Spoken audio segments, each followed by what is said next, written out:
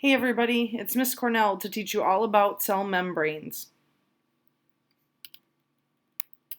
First, a definition of a cell membrane is a thin, flexible barrier around a cell which regulates what enters and leaves the cell. Now, in our last unit, biochemistry, we learned about the 4 types of macromolecules. Well, a cell membrane is made up of 2 of those macromolecules, which would be lipids and proteins. To start, the smallest part and the building block of a cell membrane are called phospholipids. So this is the lipid part of the cell membrane. Phospholipids are molecules that are shaped like a head that has 2 tails.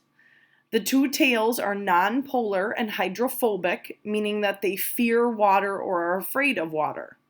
They also have one polar head that is hydrophilic, meaning that it loves water. So it likes to be toward water, either inside or out of the cell. The phospholipid bilayer is a double layer of phospholipids.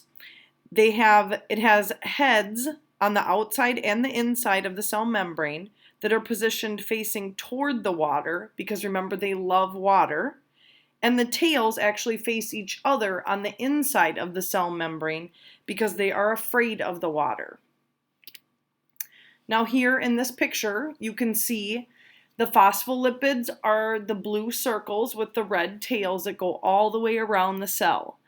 You can see space outside of the cell that says extracellular, meaning outside, and then on the inside you have intracellular, meaning inside the cell. The blue heads or blue circles are the heads that love water, and you'll see those both on the outside and the inside because there's water on both sides of the cell. And then you see the red tails, which are in the middle, and they're protected so they're not near the water because they are afraid of the water. And then you see the green proteins that are around the cell, and we are going to learn about those next.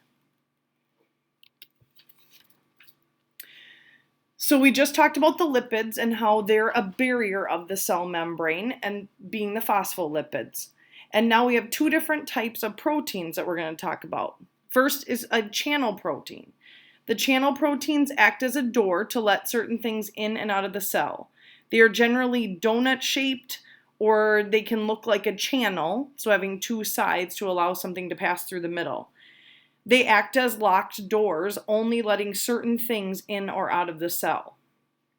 Receptor proteins are used for communication between cells.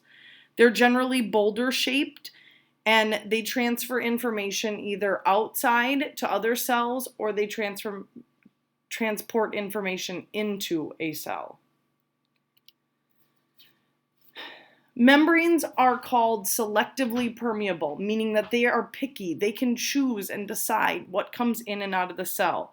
Now, this is an important part of the cell membrane structure. So selective permeability describes a membrane allowing only certain molecules to pass freely. And there are 2 characteristics that can help determine this.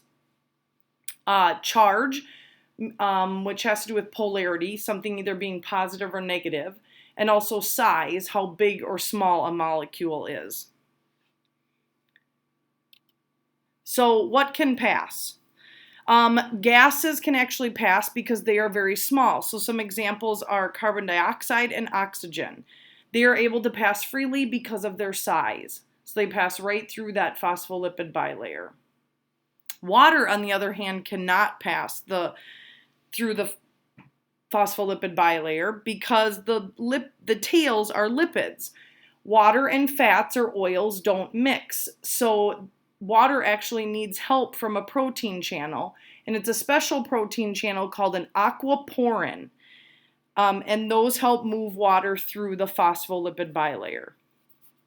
And then lastly, big molecules like sucrose and salt and glycogen and bacteria cannot pass directly through the phospholipid bilayer. Certain things like sucrose and salt might be needed to pass through, so they are going to use protein channels in order to get from the inside out, or vice versa. This was Cell Membranes with Miss Cornell. I hope that you learned something.